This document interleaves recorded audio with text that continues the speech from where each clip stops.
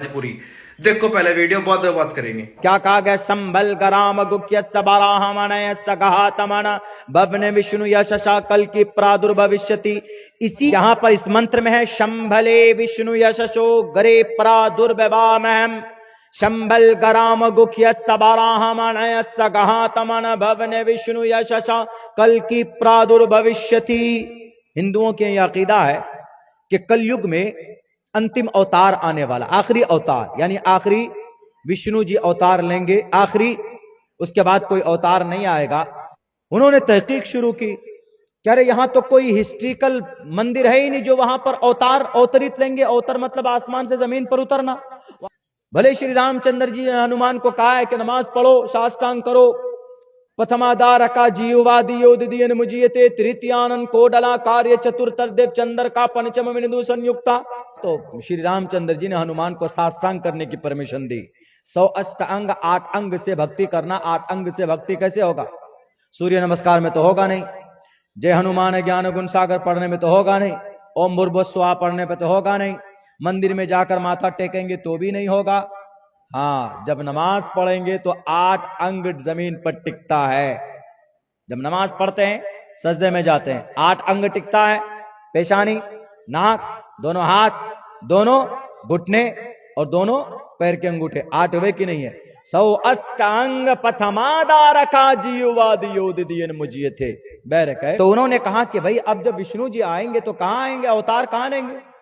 इसलिए कि कल की पुराण में लिखा, पुराण में कई जगह लिखा है कल की अवतार आएंगे, कई सारा मंत्र है।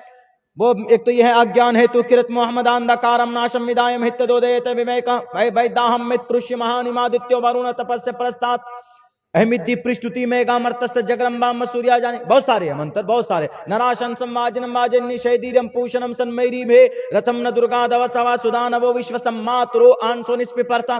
कम से कम 50-100 मंत्र है अंतिम महर्षि के बारे में, अंतिम अवतार के। देख ली भाई साहब, अब 1 मिनट रुको, अब ये वाली और देखो, फिर सुन के जाइयो मेरी बात। ईश्वर कौन? ईश्वर कितना? हिंदू भाइयों में पूछे कि परमात्मा कितना है?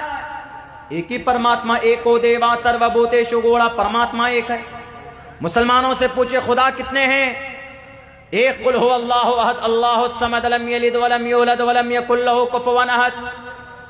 लेकिन फर्क क्या है? मुसलमानों में अज अव्वल ता आखिर सब चीज, सारे चीजों का खुदा एक है, अल्लाहु अहद, एक ही अल्लाह। हिंदू भाइयों में थोड़ी सी, उसको पढ़िए शास्त्रों में तो मिजाज बदल जाएगा आपका। क्या है?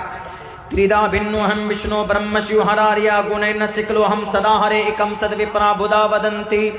परमात्मा एक है लेकिन अनेक नाम है। इस्लाम में भी नाम अनेक है, लेकिन नाम अनेक के चक्कर में अनेक परमात्मा मान लेते, अनेक परमात्मा मान लेते। हालांकि परमात्मा एक ही है। एकम सद विप्रा बुधा वदंती, परमात्मा एक। मैं नहीं कह रहा, अब्दुल्ला सालिम नहीं कह रहा, ऋग्वेद का मंत्र कह रहा। इंद्र भी उसी का नाम, मित्रा भी उसी का नाम, वरुण भी उसी का नाम है। एकम सद विप्रा, विद्वानों ने उसी एक परमात्मा को अनेक नामों से पुकारा है। यह पैगाम कुरान में भी है, कुलिदुल्लाह विदुर्रहमान अय्यम्मा तदउ फलहुल अस्माउल हुस्ना। लेकिन मुसलमान से पूछे खुदा कितना है, टोटल मुसलमान कहेगा कि अल्लाह एक है। मुसलमान यही कहेगा कि रहमान कौन है, फिर रहीम कौन है, गफ्फार कौन है, कहार कौन है? तो आप कहेंगे कि है अल्लाह के वो सिफाती नाम है। तो ये कहां से पता चला? क्योंकि मुसलमानों को पढ़ाया जाता है मदरसों में, इसलिए मदरसा जरूरी है। और आपके यहां मैं आज कहता हूं, आप पाठशाले कायम कीजिए।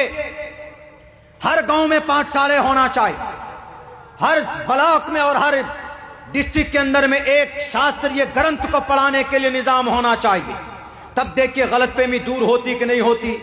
हम नहीं कहेंगे कि आप हमारा कुरान पढ़ लीजिए, आप हमारी हदीस का मुताला कीजिए, आपके एतराज धुल जाएंगे। बल्कि नबी पर जिसको एतराज है कि नबी ने 9 साल में अम्मा आयशा को बीवी बनाया, तो एतराज वही करता है जिसको नॉलेज नहीं, क्योंकि वो देखता है कि कुरान में हदीस में ऐसा है, तो वह हदीस को लेकर सर पर उछलता, हाँ हदीस में ऐसा, हदीस में ऐसा।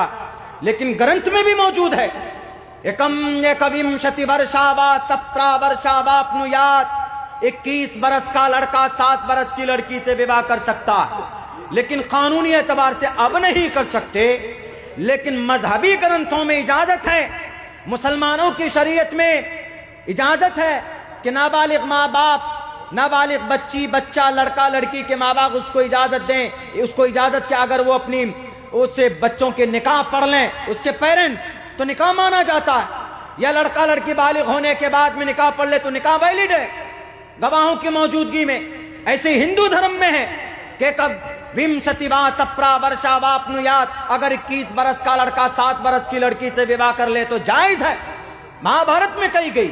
लेकिन भारत का संविधान कहता है कि नहीं, कम से कम लड़की की उम्र 18 साल और लड़के की उम्र कम से कम 21 साल होनी चाहिए। तो ये चीजें हैं, ये सारे खुराफात और ये सारी गलतफहमी कहां से दूर होगी? पढ़ने से दूर हो। कमाल हो गया भाई, वीडियो बहुत देखी मैंने। मुसलमानों की हिंदू धर्म के बारे में ज्ञान सुना भी है, हिंदू धर्म का मुसलमान धर्म के बारे में ज्ञान सुना, लेकिन इतना ज्ञान नहीं सुना भाई साहब जितना इन